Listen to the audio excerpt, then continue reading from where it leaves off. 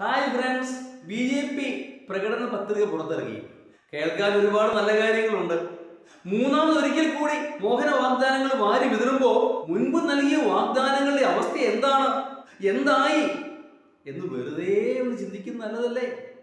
ആദ്യമേ അധികാരത്തിൽ വരാൻ വേണ്ടി പറഞ്ഞു പെട്രോളിന് 50 രൂപ വർദ്ധിപ്പിച്ച് 120 വരെ ആക്കി. ഡീസലും അങ്ങനെ തന്നെ, കുറയ്ക്കുന്ന പരിപാടിയില്ല. LPG സബ്സിഡി എടുത്തു കളഞ്ഞു. 400 രൂപ കിട്ടിയിരുന്ന LPG 1200 രൂപ വരെ ആക്കി. ഇപ്പൊ കുറച്ചു ഇലക്ഷൻ പ്രമാണിച്ച്. ഇലക്ഷൻ കഴിയാത്ത താമസം അത് വീണ്ടും കൂട്ടും. 100% ഗ്യാരണ്ടി. ഇതാണ് അവസ്ഥ. ഓരോ ഇന്ത്യക്കാരന്റെയും അക്കൗണ്ടിലേക്ക് 15 ലക്ഷം വരുമെന്ന് പറഞ്ഞു. എങ്ങനെയാ? ഇന്ത്യക്കാരുടെ വിദേശ നിക്ഷേപം, കള്ളപ്പണം എല്ലാം മടങ്ങി കൊണ്ടുവരും. അതെല്ലാം ഓരോ ഇന്ത്യക്കാരന്റെയും അക്കൗണ്ടിലേക്ക് നിക്ഷേപിക്കും.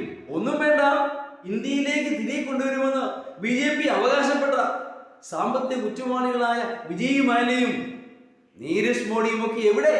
മണിമന്ദിരങ്ങളിൽ ഇംഗ്ലണ്ടിൽ സുഖവാസത്തിലാണ്. അവരെ മടങ്ങി കൊണ്ടുവരുവാനായി ഇന്ത്യ ഗവൺമെന്റ് ചെലവഴിച്ച കോടികൾ വൃഥാവിലായി. ആരുടെ പണം?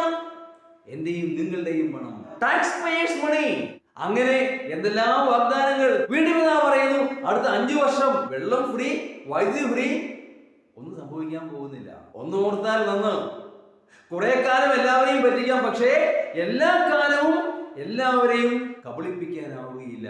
ഓർത്താൽ നന്ന്.